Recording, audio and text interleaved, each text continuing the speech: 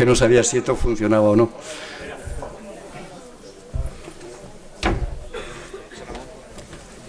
Allá al fondo están en silla de estas de infantil. Sí. ¿Tú cómo vas a la de pie? De pie. Vale, estupendo. Bueno, vamos a ser un poco ingleses y a empezar en punto. Ya hemos dado los 5 minutos por si alguien se había retrasado, y en primer lugar, desde Adaimo de Lina os queremos agradecer vuestra presencia. Ya sabíamos que el cantante tenía público. Es que no han enchufado los dos de allí detrás. A ver cómo. Es que hay allí 2 altavoces que hay que enchufarlos. A ver si viene Loli. Porque aquí nosotros no oímos muy bien. Andrés, mira a ver los 2 altavoces laterales si están enchufados. Ahora me oís bien. Venga, vale, a ver si fuera posible. Bueno, yo me imagino que José Ramón va a tardar 2 minutos en ponerse de pie, con lo cual, aunque esté muy atrás, por lo menos todo el mundo lo vais a poder ver. Quiero decir que os agradecemos profundamente el que vengáis a las charlas que organizamos. La presencia de tanta gente es lo que después nos da crédito para poder seguir trayendo a estas personas que saben de TDAH mucho más que todos nosotros juntos. Y agradecerle de nuevo a la Fundación de Estudios Médicos, a la FEM, la colaboración que tiene con nosotros desde el principio, porque lo que es real que sin ella no es que no hubiéramos hecho no hubiéramos hecho ninguna de las conferencias que hasta ahora hemos desarrollado aquí en Molina. A José Ramón no lo tengo que presentar. Ya la otra vez que estuvo en Molina prometimos que volvería y increíblemente, bueno, pues ya está aquí. Esta tarde sí que vamos a hablar de un tema que nos preocupa a todos los padres que tenemos hijos con TDAH, que es la famosa adolescencia. Y cuando estuve hablando con José Ramón del tema, me dijo, sí, vamos a hablar del tsunami. Me imagino que ya sabéis de lo que estamos hablando todos los que hemos tenido un hijo que ha pasado por la adolescencia. Yo desde mi experiencia os puedo decir que esto llega un día que se acaba. Lo que también os puedo decir es que se hace de largo. Se hace infinitamente largo, ¿vale? Bueno, pues yo no tengo ni media palabra más que decir. Vamos a dejar que José Ramón nos hable de él. Yo creo que nos va a aportar datos suficientes para poder manejarnos con nuestros hijos y nuestras hijas adolescentes, y a todos los adolescentes que hay aquí, me imagino que le va a dar herramientas para eso, que las cosas sean un poco más suaves y un poco más tranquilas.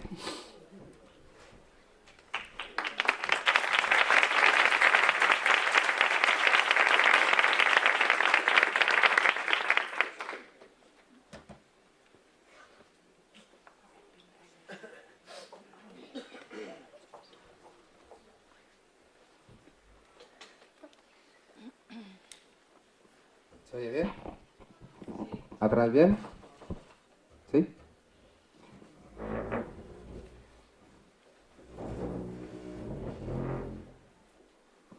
Bueno, yo encantado de venir a Murcia, me encanta. Como divino, bebo divino. El rato que vamos a estar, vamos a intentar, yo una vez estando tomando copas en un bar, estaba en el baño y había en la puerta escrito: no cuentes lo que has aprendido, o sea, no cuentes lo que te han enseñado, cuenta lo que has aprendido. Bueno, pues yo vengo a hablar aquí de las cosas que yo he aprendido después de 22 años de estar trabajando con estos chavales y, como a todos, haber pasado también por el proceso adolescente, ¿no? La adolescencia es la etapa de la inmortalidad y la sabiduría. ¿Son inmortales? Sí, todos hemos pasado por ahí, es decir, son inmortales porque en esa etapa pues uno no hace previsiones de consecuencias, no piensa que puede tener un cáncer, darse una leche en coche o pasarle algo, claro. Y son sabios. El adolescente sabe más que todos vosotros. Bien, entonces vamos a intentar ver desde el punto de vista neurobiológico qué es esto de la adolescencia y cómo casa, porque muchas veces los papás me decís: oye, José Chu, ¿cómo distingo yo lo que es propio del TDAH y lo que es adolescencia? Y digo, tú eres un cachondo. Es decir, estos niños son adolescentes con TDAH. no se puede disociar, ¿entendéis? Esto que muchas veces buscáis los padres de, oye, diferénciame lo que es TDAH para saber si le tengo que castigar, no castigar, si en esto tengo que intervenir, y lo que es la adolescencia. Eso es imposible. Son niños TDAH en la fase adolescente. Entonces, ¿qué define esta fase adolescente desde el punto de vista neurológico? Pues mirar, el 95% del cerebro se termina de constituir cuando tenemos 6 años. El 95% del cerebro. El 5% del cerebro termina su constitución cuando somos adolescentes y primera juventud. Pero la mala suerte del asunto es que ese 5% del cerebro que termina su constitución en la etapa adolescente, primera juventud, es el lóbulo frontal. Y dentro del lóbulo frontal es la corteza prefrontal, es decir, el área que las personas que tenemos TDAH tenemos afectada. Entonces, implica que todas las personas que están en la etapa adolescente tienen un buen terremoto en el lóbulo frontal, pero las personas que somos hiperactivos tenemos este terremoto en peores condiciones. En peores condiciones por diferentes razones, ¿no? Por nuestra patología, por nuestro retraso funcional en esta región y luego porque tenemos unas experiencias vitales que nos llevan a la adolescencia en situaciones de más factor de riesgo. Bien, ¿qué define un adolescente? Pues mira, lo que define un adolescente es que es un momento de la vida donde queremos independizarnos de nuestros padres. ¿Independizarnos en qué sentido? Es decir, la etapa adolescente es cuando entramos en lo que llamamos la etapa del desarrollo del pensamiento formal, es el pensamiento crítico. Niños por debajo de 12 años, pensar que yo estoy hablando en estándares, no sería tan exacto, estamos hablando de horquillas. Pero los chavales por debajo de 12 años no tienen pensamiento crítico. ¿Esto qué implica? Que cuando tú escuchas a un chaval que le preguntan por la calle, ¿tú qué opinas de Rajoy? Lo que diga ese niño menor de 12 años es lo que escucha a su padre y a su madre en la cocina. ¿Sobre Rajoy? Yo este ejemplo siempre lo pongo, voy a poner un ejemplo feo que nadie se sienta aludido, ¿no? Pero pensemos en una familia divorciada, en un estilo clásico del divorcio, ¿no? Donde el papá pues tiene al chaval pues cada 15 días, el fin de semana, o se lo lleva de vacaciones. Y cuando ese papá se lleva al chaval de vacaciones, pues o está en el fin de semana, pues claro, lo que hacen no es hacer deberes, las normas están más flexibilizadas, o están por ahí de cachondeo y tal. Claro, papá es la releche. Y mamá pues se dedica a los deberes, a poner normas, a establecer los límites, es decir, mamá mola menos. Bien, cuando ese chaval escucha a la madre hablar por teléfono con la abuela y dice que el padre, insisto, que nadie me malinterprete ni me lo toma mal, estoy utilizando un cliché. Entonces, cuando esa mamá está hablando con la abuela por teléfono, está diciendo este cretino no me pasa la pensión y no le estoy pudiendo pagar los brackets y no sé qué, no sé cuántos, el niño no tiene pensamiento crítico. Esto implica que su padre sigue siendo estupendo. ¿Qué es lo que pasa cuando debutamos en el pensamiento crítico a partir de los 12 años? Pensamos por nosotros mismos, empezamos a tomar conciencia de las cosas por nosotros mismos. Con lo cual, ¿qué es lo que va a pasar? Que ese niño no solamente va a empezar a proyectar el futuro, sino que va a empezar a revisar con pensamiento crítico el pasado. Y donde va a Paraguay porque me compraba las botas de fútbol o íbamos a no sé qué, cuando yo ya tengo sentido crítico y veo que lo relevante y lo importante era que le pasara la pensión a mamá para pagarme los brackets, entonces papá ya no mola tanto. ¿Entendéis lo que es el pensamiento crítico? Y es una etapa complicada. ¿La recordáis cuando debutasteis en el pensamiento crítico? Que papá y mamá ya no son Superman, ya no molan tanto. Sí, y es un momento crítico, ¿por qué? Porque claro, si yo tengo un niño de 8 años que suspende 7 asignaturas en la primera evaluación, ¿creéis que en las vacaciones de Navidad, si nadie habla de los estudios y de los suspensos, ese niño tiene alguna preocupación? Le importa un carajo. No tiene pensamiento crítico, es decir, no proyecta hacia el futuro. No dimensiona la consecuencia hacia el futuro. Pero ¿qué pasa si un chaval debuta ya en pensamiento crítico y está en segundo o tercero de la ESO y catea? Empieza a proyectar la posibilidad de repetir, de perder a los colegas, el agobio. Entonces es una etapa más sensible porque al tener pensamiento crítico empezamos a tener ansiedad y estrés. ¿Porque qué es la ansiedad? Cuando mi pensamiento proyecta futuro situaciones que me desbordan, que me superan, que son escenarios turbulentos y soy consciente de ellos. Si yo no tengo pensamiento crítico, pues a no ser que vivas en una familia desestructurada, donde la realidad inmediata te genere mucho estrés, los niños por debajo de 12 años, si viven en un entorno normal, no proyectan a futuro las cosas, no tienen ansiedad, estrés. ¿Más o menos entendemos el concepto del pensamiento crítico? Bien, cuando tenemos pensamiento crítico se produce otro fenómeno muy curioso que es que yo ya quiero ser yo. El sentido de identidad. Y esto es jodidillo, ¿Por qué jodidillo? Porque yo llevo 12 años de mi vida siendo lo que mis padres quieren que sea. Y todo lo que sé lo he aprendido de mis padres. Y todos los modelos los he aprendido de mis padres. Y de repente llega un momento de que yo no quiero ser como papá. ¿Y entonces qué pasa cuando yo quiero ser yo?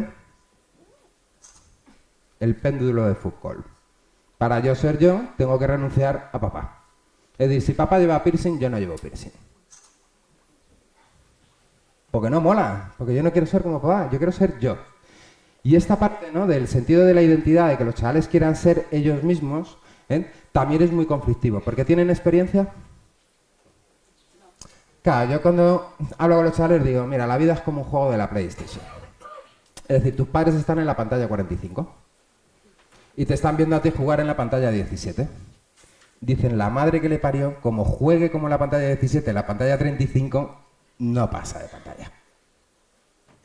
Claro, yo les digo, oye, tú estás viendo a un chaval de 6 años jugar un videojuego que tú conoces, y le estás viendo jugar las primeras pantallas y le ves qué decisiones está tomando, cómo está jugando, cuáles son sus estrategias, sus habilidades, y tú que conoces el juego dices, este tío no pasa de pantalla ni de coña. Pues esto es lo mismo que le pasa a los padres, que os ven jugar en la pantalla 17, ellos ya conocen la pantalla 17 y la 18 y tal, dicen, madre mía, así no pasan de pantalla. Bueno, y luego otra peculiaridad de la adolescencia que también es potente, aparte de este sentido, ¿no?, de la identidad, de que quieren ser ellos mismos, es una etapa donde los padres dejáis de tener influencia. Ya no sois ascendentes, las familias son los colegas. Sí, las familias son los colegas, ¿por qué? Porque donde antes tú como padre, como madre, eras la referencia, el modelo, ahora a ti ya no te quieren como modelo para nada, no molas. El modelo son sus colegas, sus amigos, referentes más cercanos. Y entonces es un momento complicado porque yo siempre os digo cariñosamente, los niveles de influencia y ascendencia de los papás con los niños hasta los 12, bien. Así que hacer las cosas hasta los 12, bien. De los 13, 14, 15, 16, 17, 18, 19, 20, 21, 22, 24, 25, 26, si son TDAHs, las familias son los colegas. Y entonces, claro, aquí empezamos a tener factores de riesgo, ¿no? Porque depende de los colegas. Si tengo grupos de referencia con un ascendente sanete, majete y tal, estupendo. Ahora, como esté en grupos de perlas, pues esas son las referencias. Hacia ahí está haciendo mi modelo, lo que me apetece parecerme, con lo que me siento identificado. Luego os aseguro que lo recuperáis. Esto de cómo me acuerdo y cómo entiendo ahora a mi padre. ¿Esto os ha pasado? Lo de joder, cómo entiendo ahora a mi padre cuando me decía, cuando tengas mi edad, pues eso también les va a ocurrir a ellos. ¿Vale? Bien, otra de las cosas que es relativa e importante en los chavales adolescentes es que quieren tomar sus propias decisiones. Porque cuando yo empiezo a tener sentido de la identidad, implica que tengo la necesidad de decidir por mí mismo. ¿Qué es lo que pasa? Que claro, quieren decidir por sí mismos con la experiencia en la PlayStation de las 17 primeras pantallas. Es decir, con poco nivel de experiencia. Ahora, esto es una situación crítica. ¿Por qué? Porque cuando yo quiero decidir por mí mismo, pero no tengo experiencia, es el momento donde hay que negociar. Y los papás tenéis muchas dificultades para negociar. Entonces, si yo negocio sistemáticamente y siempre pierdo en las negociaciones, cuando las negociaciones se pierden sistemáticamente, lo siguiente que hay es una declaración de guerra. Esto pensarlo a nivel social, es decir, si dos países están negociando y no se llega a un acuerdo en la negociación, lo siguiente es la guerra. Entonces, aquí también tenemos que tener en cuenta que lo que no se puede es, con la etapa adolescente, donde hay que negociar, que los niños pierdan sistemáticamente las negociaciones. Porque entonces dejan de querer negociar y van directamente a la guerra. Hay que saber negociar. Esta es otra pauta. Vale. ¿Por qué es un tsunami para los chavales con TDAH? Bueno, la adolescencia, como os digo, es una tormenta de verano para todo el mundo. Es una tormenta estacional. En algunos casos puede ser un tifón. Pero en la población TDAH puede llegar a ser un tsunami. Es decir, lo puede arrasar todo. Y aquí lo importante es sobrevivir al tsunami. Si yo sobrevivo al tsunami y el barco se mantiene en pie, el tsunami antes o después va a acabar. Y tengo la nave en condiciones para seguir la travesía. Como yo no sobrevivo al tsunami y el barco se hunda, da igual que el tsunami, que es estacional, se acabe, porque el barco ya no va a estar. Y esto es lo que tenemos que conseguir con estos chavales, es decir, sobrevivir al tsunami. Y que el barco sobreviva de forma sana al tsunami. Bien, población TDAH. ¿Tienen éxito escolar? Bueno, vamos a ver, la vida infantil, una cosa que sabemos es que la vida en infancia tiene 3 grandes ejes y estos ejes además están interconectados entre sí hacia adentro. Relaciones sociales, familia, escuela. Vamos a pensar en la mayoría de los chavales TDAH, no todos, pero la mayoría de los chavales TDAH, las relaciones sociales pueden estar afectadas. Por su impulsividad, por sus problemas comportamentales, por diferentes razones. Fracaso escolar altamente frecuente. Deterioro de la relación familiar muy frecuente debido a sus conductas, a su falta de autonomía, a que hay que estar todo el rato detrás, y a los fracasos escolares. Claro, los 3 grandes ejes del desarrollo en la infancia en los niños TDAH están tocados. Bien, ¿cuántos chavales TDAH tenemos que no han sido invitados a un solo cumpleaños a lo largo de su etapa infantil? Tela marinera. O que no vinculan bien en sus grupos y por lo tanto no tienen relaciones vinculares afectivas consolidadas, amigos íntimos como tienen otros niños. Claro, llego a la adolescencia y el grupo que me acoge es el grupo de los perlas. Es el grupo de los tíos que funcionan como yo. ¿Qué son los perlas? Pregunta, ¿no? Los perlas son los tíos como digo yo.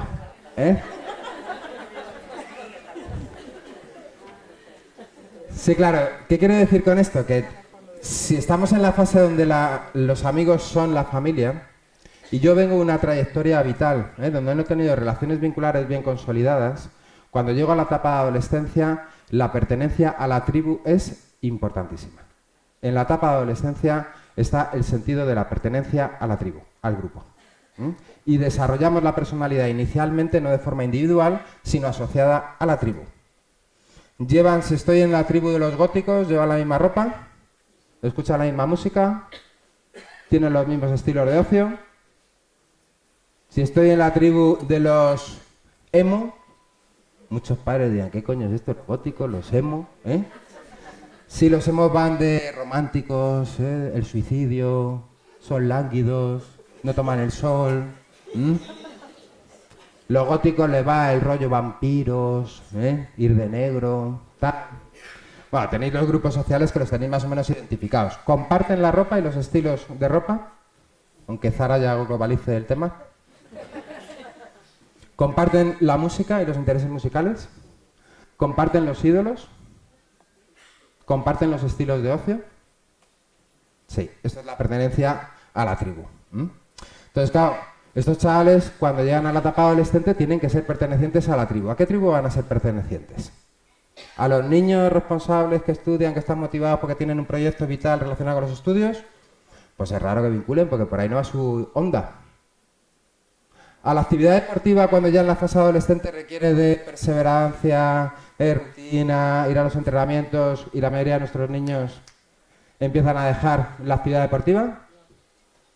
Tampoco, es decir, al final van pues, con los chavales que tienen perfiles sociales, intereses y situaciones vitales parecidas a las suyas. Entonces, pues muchas veces nuestros socios son los perlas. Esto es un factor de riesgo, claro.